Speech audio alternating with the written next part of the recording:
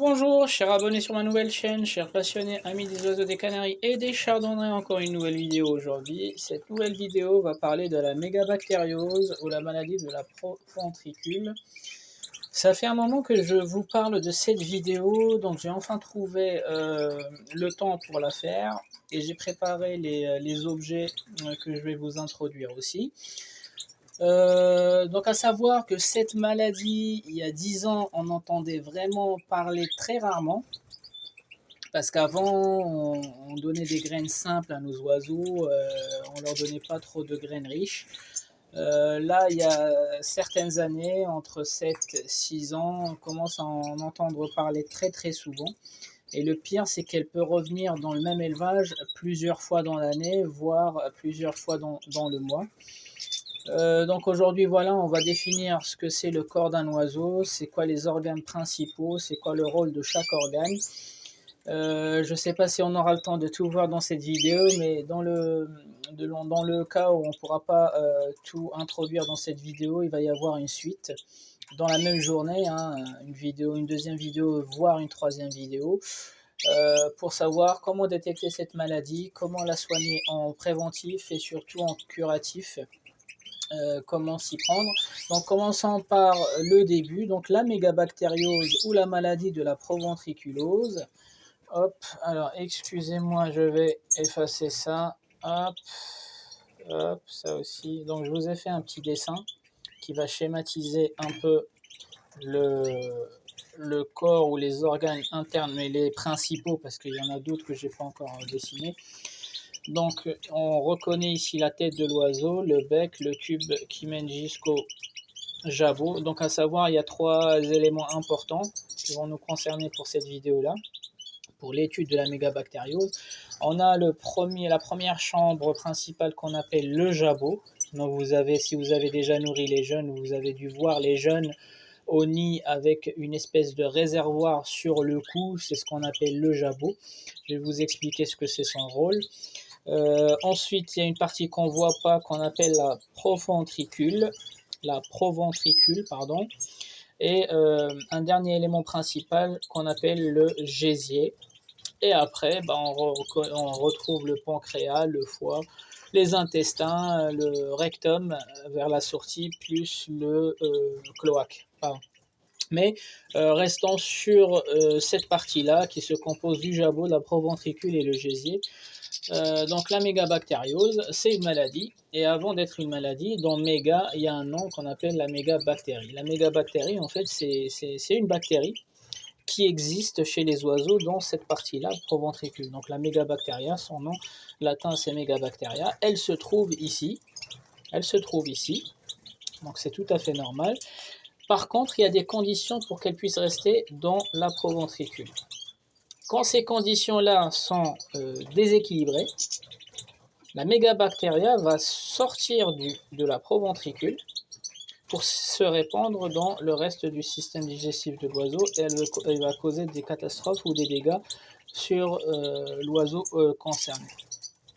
Donc tout d'abord, avant d'introduire en fait le fonctionnement, j'ai juste besoin de vous expliquer une notion, c'est le pH.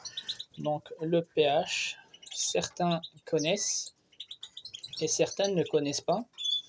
Donc, qu'est-ce que c'est qu'un pH? C'est un gros mot qui fait peur, mais finalement, c'est ni plus ni moins qu'une échelle de mesure, comme le mètre, comme les heures, comme les grammes. Voilà, c'est une mesure qui sert à prélever en fait une valeur de l'acidité de quelque chose, d'un objet, d'un liquide. Ici, il s'agit surtout des boissons qu'on donne à nos oiseaux. Une fois qu'ils sont mélangés avec les graines, ça fait varier le taux du pH. Donc le pH, je vous l'ai dessiné ici. Ça part de 0 à 14. Donc l'échelle, elle est vraiment limitée. On ne peut pas avoir un pH qui est négatif, on ne peut pas avoir un pH qui est supérieur à 14. Donc de 0 à 7, je vous ai mis le milieu ici, c'est 7 ou 7,7, ça dépend des régions ici en France. On appelle ça le pH neutre. Donc le milieu, c'est le pH neutre. la boisson elle est ni acide ni basique. Par contre, entre 0 et 7, c'est acide, et entre 7,7 et 14, c'est basique. Donc là, c'est les liqueurs qui sont très acides, et là, c'est les liqueurs qui sont très basiques. Donc, ce que je conseille à tout le monde de faire, c'est savoir déjà si vous donnez de l'eau du robinet à vos oiseaux, est-ce que vous leur donnez, comme moi, l'eau en bouteille. Malgré c'est de l'eau en bouteille, le pH normalement il doit être entre 7 et 7,7. Vous pouvez passer un coup de fil à votre fournisseur d'eau pour qu'il vous donne la valeur exacte. Donc un simple exemple, moi je ne donne pas l'eau du robinet à mes oiseaux, mais pour la vidéo, j'ai dû prélever un peu d'eau du robinet et j'ai ce qu'on appelle un pH mètre. Un pH mètre, et celui-ci là. Moi je ne l'ai pas acheté spécialement pour les oiseaux, j'en ai parce que je fais de l'aquariophilie. Et pour les aquariums, je suis obligé tous les mois de prélever le taux, certains paramètres dans l'eau, la dureté, le pH, les nitrates, les nitrites, etc. Et donc j'ai déjà ce pH mètre qui sert justement à mesurer entre 0 et 14, comme on a vu ici, la valeur de l'eau. Donc voilà, donc là il indique un peu n'importe quelle valeur, mais une fois que je vais le mettre, vous voyez très bien que l'eau chez moi, ça va baisser, ça va baisser, ça va tourner autour de 7. En général, c'est entre 7 et 7,7. Donc ça va prendre le temps de baisser. Hein.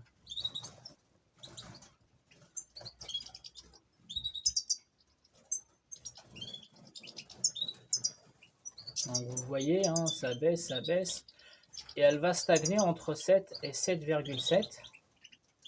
En fait, c'est le contrat des fournisseurs d'eau comme EDF, comme GEDIA, je ne sais pas, enfin vous êtes chez qui comme fournisseur, mais moi je l'ai déjà prélevé, c'est 7,7, autour de 7,7 l'eau de chez moi. Mais elle ne peut pas dépasser en fait, sinon c'est plus dans la norme. Quoi. Donc, vous voyez, ça tourne entre 7,7, 7,8, 7,9. Voilà, donc ça c'est juste pour vous donner un exemple. Si vous n'avez pas cet appareil-là, vous pouvez passer un coup de fil à votre fournisseur pour savoir c'est quoi le pH de votre eau qui vous fournissent. Ça va vous aider pour la suite de la vidéo. Donc un simple exemple, je vais continuer. Donc ça c'est l'eau du robinet. On a prélevé que c'était 7,7. Je vais rajouter du vinaigre de pomme. Hop. Et on va voir ce qui va se passer.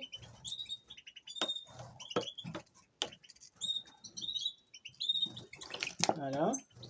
J'ai rajouté du vinaigre de pomme dedans. Et je vais remesurer de la même façon. Donc vous voyez à quelle valeur on est descendu. Et si je reste longtemps comme ça, il va me sortir une valeur de 3 ou 2,5. Donc c'est pour vous montrer que quand on vous demande d'appliquer quelques gouttes de vinaigre de pomme dans la boisson de vos oiseaux, c'est qu'il y a un intérêt chimique derrière, c'est de faire baisser cette valeur-là. Et je vais vous expliquer maintenant pourquoi c'est important de faire baisser cette valeur-là. Hop, donc reprenons le dessin. Le bec, le tube qui mène vers le jabot. Le jabot, il caractérise les oiseaux, caractérise la volaille. En fait, c'est un organe qui est spécifique à cette espèce parce qu'ils n'ont pas de dents. Nous, les humains, on a des dents, on a une salive qui va nous aider à préparer les aliments avant d'arriver à l'estomac. Les volailles et les oiseaux n'ont pas de dents, n'ont pas cette salive-là. Par contre, ils ont une salive qui existe dans le jabot et qui va préparer les aliments avant d'arriver à la proventricule. Donc un simple exemple. Ce oiseau-là, il a bu une eau qui fait 7,7 pH, donc l'eau du robinet. Elle va rentrer avec 7,7 et elle va sortir avec 4,5. Donc il s'est passé un traitement chimique qui fait baisser le pH. C'est ce que j'ai marqué, traitement chimique au niveau du jabot, qui va faire baisser le pH de l'aliment qui est ici. Donc ça, c'est la première chambre importante dans l'organe pour préparer les aliments à rentrer à la proventricule. La proventricule, elle va aussi faire baisser. Par exemple, il rentre à 4,5. il va sortir à 4. C'est toujours les pH. Hein. Voilà. Donc il se passe d'autres traitements, mais moi ce qui m'intéresse c'est uniquement le pH parce que cette maladie elle est liée au pH. Donc voilà, donc on est passé de 7,7, 7,7, sortie 4,5, entrée 4,5, sortie 4. Alors, le jabot, il fait des traitements pour préparer le gésier, les opérations du gésier, mais c'est au niveau de la proventricule qu'on retrouve cette bactérie. Son nom latin c'est Megabacteria. Donc c'est une bactérie qui se trouve dans tous les proventricules des oiseaux ou des volailles. C'est tout à fait normal, c'est la nature et elle est faite comme ça. Par contre, elle est en bonne proportion quand le pH ici il est adéquat. Quand le pH il est adéquat. Je vous donne un simple exemple. Peu importe ce qui rentre ici, ce qui est sûr c'est que le pH va chuter entre l'entrée et la sortie. La proventricule, pour les canaris, pour les chardonnerets, le pH doit être entre 2,5 et 3. Donc vous imaginez la chute de pH entre l'eau du robinet 7,7. Est-ce qu'il faut être à la proventricule? Quand les aliments arrivent à la proventricule, si le pH n'est pas entre 2,5 et 3, ça va commencer à nous causer des problèmes. Ici, par exemple, c'est un problème parce que les aliments arrivent à 4,5 et ils vont descendre à 4, pas plus que 4. Donc la mégabactériose, c'est l'une des bactéries qui se trouve dans la proventricule. Encore une fois, elle aide à assimiler les aliments, elle prépare pour les traitements du gésier. Par contre, quand elle se surproduit, quand il y a un déséquilibre des conditions de cette mégabactérie, elle surdéveloppe, elle se surproduit et elle ne reste pas dans la proventricule. Elle va migrer vers les autres organes, le gisier, les intestins, etc. Et c'est là où elle va commencer à causer des catastrophes et des dégâts sur l'oiseau concerné.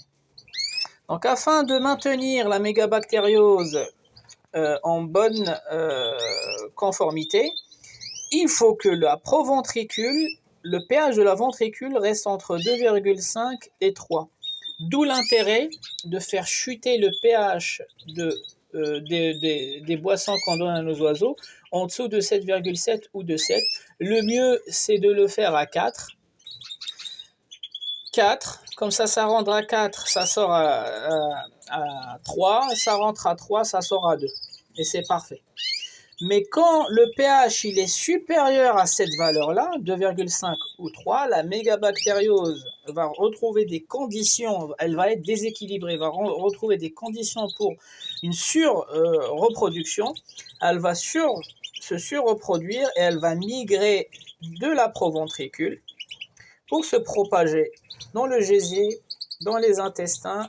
Et là, elle va déséquilibrer la globalité du système digestif de l'oiseau, à savoir que les traitements qu'ils auraient dû être dans le gésier, dans le foie, le pancréas, etc., ne se feront plus ou se feront d'une manière anormale. Ça veut dire que c'est la mégabactériose qui va sucer tous les enzymes et toutes les vitamines, en ne laissant au reste des organes qu'une fine proportion qui ne pourra pas assurer la régénération des cellules de l'oiseau et le bon fonctionnement des autres organes. C'est pour ça les oiseaux atteints de la mégabactériose, ils ont une couleur bleue au niveau du bec, une couleur bleue au niveau des pattes. Leurs plumes commencent à s'effriter, devenir un peu tordues, et surtout au niveau du bréchet qui est là, on dit ils ont le bréchet saillant, c'est parce que les cellules ne se sont pas